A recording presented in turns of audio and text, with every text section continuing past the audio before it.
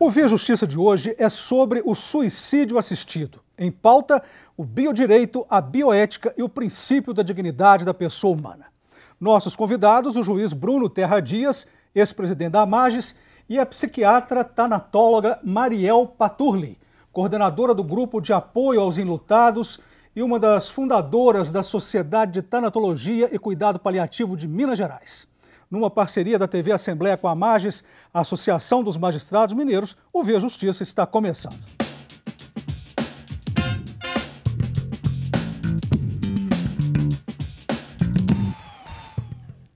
No começo de novembro, nos Estados Unidos, uma americana com câncer no cérebro decidiu cometer suicídio assistido com autorização do Estado. Doutor Bruno, como ver esta decisão da americana de se matar por causa da doença incurável? Na verdade, isso é uma questão que transcende os tempos modernos, isso vem de muito tempo. Mas hoje nós podemos enxergar com algumas nuances. Por exemplo, primeiro, hoje a ciência e a tecnologia avançaram de tal maneira que permitem ao ser humano ter prolongada a sua existência, mas prolongada a sua existência no processo de morte especificamente, extremamente dolorida. A situação dessa moça, especificamente, encaminhava o quê? Um diagnóstico de irreversibilidade da sua doença e de queda do padrão de vida necessariamente. Pois bem, a indagação, além de se ela tinha direito ou não de fazer isso, a quem pertence a vida é nós outros, né? Seus parentes ou não, podemos imputar a alguém a responsabilidade de viver em um sofrimento antinatural, né? Em condições que naturalmente o ser humano já teria sucumbido há muito tempo. Nós podemos impor que a pessoa sofra indefinidamente? Bom, dentro desses parâmetros, nós vamos ver que os países estão em discussão, isso é uma discussão internacional, sobre deve-se ou não ofertar essa possibilidade. Doutora Mariel, como é o suicídio assistido? Primeiro eu gostaria de chamar a atenção da importância desse programa exatamente para a gente esclarecer esses termos todos, porque esse é um assunto muito polêmico, né? Da eutanásia, suicídio assistido, causa muitos maus entendidos, então eu acho muito importante essa iniciativa de vocês. E o suicídio assistido é aquela situação onde por uma ação, sempre uma ação médica, né? Por um meio artificial, o médico, então, vai ajudar aquela pessoa a abreviar a vida dela, a se matar. Então, é considerado chamado uma eutanásia indireta, porque ele estaria ajudando uma pessoa, abreviando a pessoa, né, que vai, então, ela mesma, ele prepara uns medicamentos e ela mesma vai se matar. Então, vamos entender esses termos. Isso, doutor Bruno, você vai explicar para a gente o que é eutanásia, ortotanásia, mistanásia, distanásia? Bom, vamos lá. Vamos começar com a eutanásia. Sim, vamos começar com Thanatos, né? Que é a divindade da morte. Bom, tudo então, tanásia, vamos entender, morte. Eutanásia seria a boa morte, ou seja, uma morte sem dor, né? Ou seja, a situação do paciente terminal, né, que não tem mais recursos e não vai ser prolongada artificialmente a vida dele, ele vai ter o seu momento de morte sem dor. Normalmente isso antecipa um pouco, né, o encerramento daquele sofrimento de um processo de morte muito dolorida, muito sofrida, não só para o paciente, como para a sua família e os circunstantes. Tem a ortotanásia. Orto seria a morte correta, no seu tempo certo, sem antecipação, mas sem posticipação, ou seja, sem adiamento. O que se faz nessas circunstâncias é o tratamento paliativo, para que a pessoa não sofra excessivamente, ou seja, é um tratamento para as dores, para os padecimentos físicos. Mas a pessoa vai chegar à morte no momento em que naturalmente isso ocorreria. A distanásia é exatamente o processo de morte prolongado, ou seja, a pessoa terá um processo artificialmente, ou seja, naturalmente ela já teria morrido. Vai ser artificialmente prolongado o seu processo de morte, normalmente com muita dor e padecimento. Tancredo Neves, um caso típico, deveria ter morrido lá entre 15 e 20 de março e foi prolongado artificialmente o seu processo de morte até o dia 21 de abril. E tem a mistanásia, que é um outro processo de morte, mas é um processo de morte, podemos dizer, por falta de acesso. Vamos dizer, aquela situação lamentavelmente cotidiana, em que existe os recursos de saúde pública, mas a pessoa não encontra para si própria, e aquela morte perfeitamente evitável, com a intervenção correta no momento certo, ela ocorre por falta de recursos. Doutora Mariel, o sofrimento resultante de uma doença dolorosa justifica o suicídio? Acredito que para a pessoa que está sofrendo, sim. Né? A possibilidade de uma dor muito intolerável, que você não tem um recurso para ela, né? Diz que uma pessoa sob tortura confessa tudo. Então, é uma situação muito difícil, muito extrema para o ser humano suportar. Só diria que cada caso é um caso nesse isso é outra coisa importantíssima nessas questões todas, né? A gente observar que cada pessoa é uma pessoa, cada pessoa tem uma história, cada pessoa tem a sua psicologia, as suas dificuldades, existem aspectos jurídicos, sociais, espirituais. Então, a gente não deve ter uma conduta, um julgamento muito assim, encaixotado, engessado. Estreito. Não, estreito, não. A gente deve realmente ter essa abertura para esse olhar de humanização. Vamos ver a opinião popular em Belo Horizonte. O ser humano tem o direito de antecipar a morte em caso de doença incurável? Em casos em que a pessoa realmente esteja sofrendo muito, que isso esteja trazendo muito sofrimento para a pessoa, é um direito dela optar por não viver mais em sofrimento. A vida é dom de Deus. Deus deu a vida, Ele que sabe a hora que a gente deve voltar para Ele. Dependendo da condição mesmo de saúde, se a pessoa está vegetando, quer dizer, ela não está vivendo. Então eu acho que o sofrimento deve ser muito maior, esperar naturalmente a hora da morte. A pessoa fica sofrendo e não tem condição de ficar boa mais, então eu acho que ela tem direito de escolher. Eu acho um crime. Não pode, porque Deus não quer, né? Deus mandou ser assim, tem que ser do jeito que Ele quer. Opinião do senhor, doutor Bruno, sobre a fala popular. Eu gostaria de pegar a deixa dessa senhora que falou por último. É crime ou não é? Bom, vamos lá. O suicídio em si não é crime. Agora, o induzimento, a instigação ou auxílio ao suicídio, isto sim. Ou seja, não vamos exasperar o exasperado. A pessoa que se propõe a eliminar a própria vida normalmente não está no momento de equilíbrio, não é? E não vamos condenar a quem já está tão desesperado. Agora, quem coloca a ideia do suicídio, quem faz florescer a ideia do suicídio, ou quem auxilia, ajuda de qualquer maneira, bom, este é apenado, né? Este vai a crime, é crime doloso contra a vida, então vai a júri, né? No Brasil é assim, não é em todos os países. Há países em que o auxílio ao suicídio, ou seja, o suicídio assistido, nas hipóteses extremas, não é crime, mas no Brasil, sim.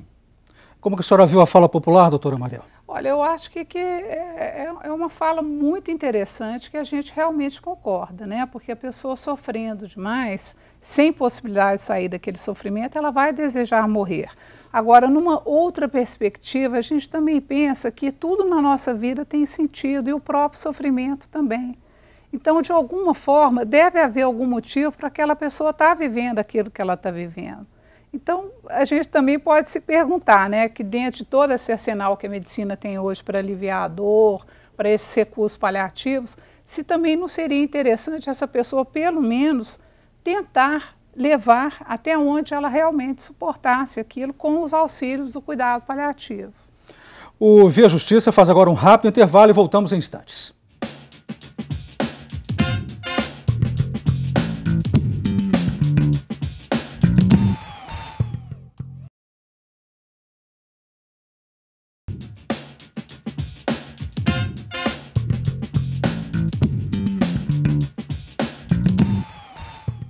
O Via Justiça de hoje, o suicídio assistido de quem tem doença terminal. Participam do programa o juiz Bruno Terra Dias, ex-presidente da AMAGES, e a psiquiatra tanatóloga Mariel Paturli, coordenadora do Grupo de Apoio aos Enlutados e uma das fundadoras da Sociedade Tanatologia e Cuidados Paliativos de Minas Gerais.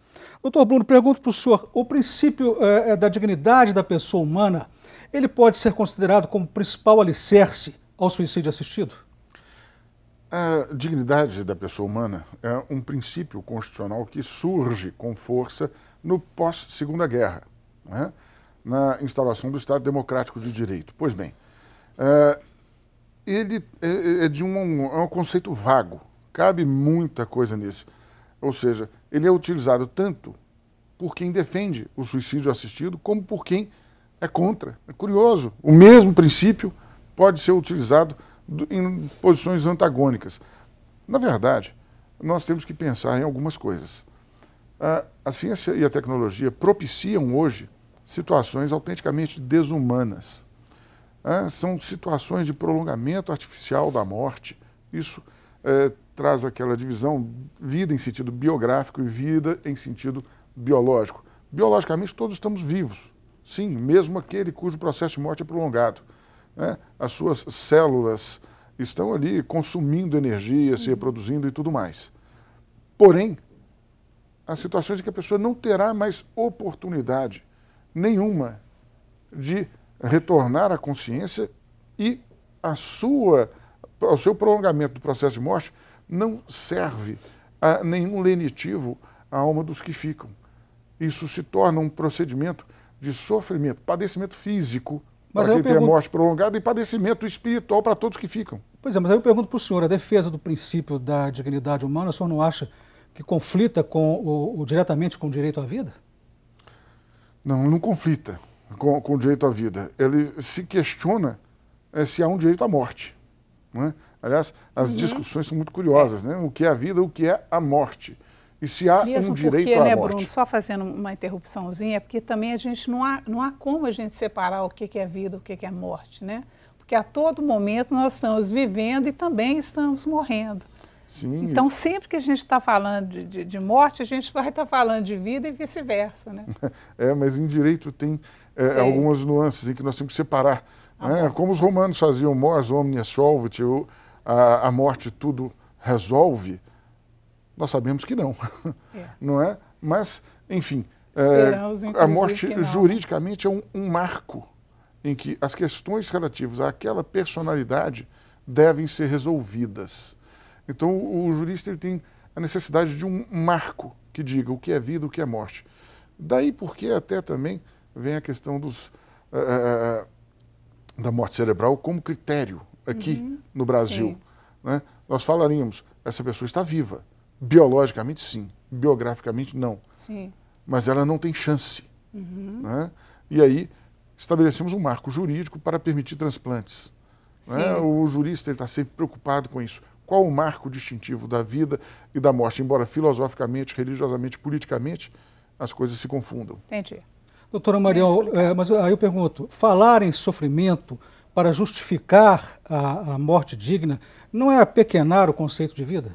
Sim, claro que sim, era o que a gente estava falando, né? Hoje em dia está faltando muito uma visão transcendental para a gente da vida, né? O que é a vida, o que nós estamos fazendo aqui, está tendo uma tendência de olhar a vida de uma forma assim, muito fria, né? Muito pragmática. Então, assim, aquele boneco estragou, né? Aquele corpo estragou, vamos jogar ele fora, acabou, não faço mais nada com isso, né? Esquecendo também muitas vezes da importância dos laços sociais. Uma pessoa que se mata, por exemplo, ela está sendo muito egoísta sob determinada ótica. Ela está pensando só nela, ela não está pensando, por exemplo, no sofrimento que ela vai causar aos que ficam. Doutor Bruno, qual que é o valor da dignidade na Constituição brasileira? Por que o suicídio assistido ele pode ser considerado respeito à dignidade da pessoa humana? Bom, vamos lá. Novamente, são questões do nosso tempo, né? Dignidade, em outras épocas, até a Idade Média, ela era uma condição da pessoa, né? Da pessoa destacada na sociedade. Isso vem a partir do iluminismo e do liberalismo, que nós começamos a falar do indivíduo. Né? E na hora que nós falamos do indivíduo, ele passa, cada um por si, torna-se um valor para a nação, para o Estado. Ora, aí surge então a dignidade da pessoa humana, mas há situações em que a vida, em sentido biológico, não se assemelha em nada ao que seria a vida fruível ou importante, até mesmo para os circunstantes. Este é que é o grande problema. Então, a dignidade da pessoa humana vai ser tratada na perspectiva do suicídio assistido em vários países, né? Exatamente nesse pensamento. Já não é mais uma vida fruível pelo seu titular, já não tem condições de ser outra coisa senão sofrimento para os circunstantes. Essa é que é a engrenagem. Isso é que traz toda a discussão pró e contra. O mesmo princípio serve para as duas. Doutora Mariel, quais países permitem o suicídio assistido? Sim, a Holanda, né, a Bélgica, alguns estados americanos, especialmente o Oregon e... onde mais? Acho que só, né? Só. O Canadá teve uma discussão, mas negou. O Uruguai também já teve, né, e foi revogado também. Juridicamente, doutor Bruno, o senhor acha que a legalização do suicídio assistido pode ser um caminho para a futura legalização de qualquer tipo de suicídio? Olha, isso é um problema seríssimo. Por quê? Ao mesmo tempo que nós temos as situações limites, a disciplina jurídica pode gerar, e essa é uma preocupação que tem que ter, pois isso aconteceu na Holanda, né? Uma banalização. O que é excepcional começa a virar rotina e banaliza-se a situação da morte por suicídio assistido. Ao mesmo tempo que há todo o debate em cima da dignidade, essa dignidade tem que ser trazida à formulação jurídica de modo a não permitir que o excepcional comece a se tornar regra. O Via Justiça faz mais um intervalo e voltamos em seguida com o bloco final do programa.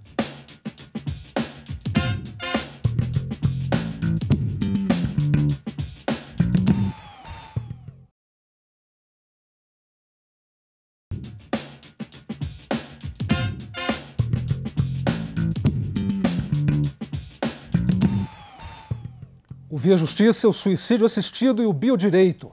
Participando do programa, o juiz Bruno Terra Dias, ex-presidente da Magis, e a psiquiatra tanatóloga Mariel Paturli, coordenadora do Grupo de Apoio aos Enlutados e uma das fundadoras da Sociedade de Tanatologia e Cuidado Paliativo de Minas Gerais. Doutora Mariel, o suicídio e a eutanásia criaram um novo discurso sobre a vida? Qual é esse novo discurso? Eu acho que é um discurso muito pragmático, né? Aquilo que a gente estava comentando, um discurso de olhar muito assim, de uma forma também muito imediatista, né? De uma forma muito individualista, muito egoísta, muito sem pensar também nos outros vínculos sociais que a pessoa tem. Doutor Bruno, até que ponto estes procedimentos da eutanásia, do suicídio assistido, quebram dogmas da ciência e das religiões? Nossa, essa pergunta é profunda. Na verdade, se nós formos analisar, nós temos a partir do século XVIII a afirmação da individualidade, que não era assim antes, o que parece cotidiano hoje não era assim até bem pouco tempo.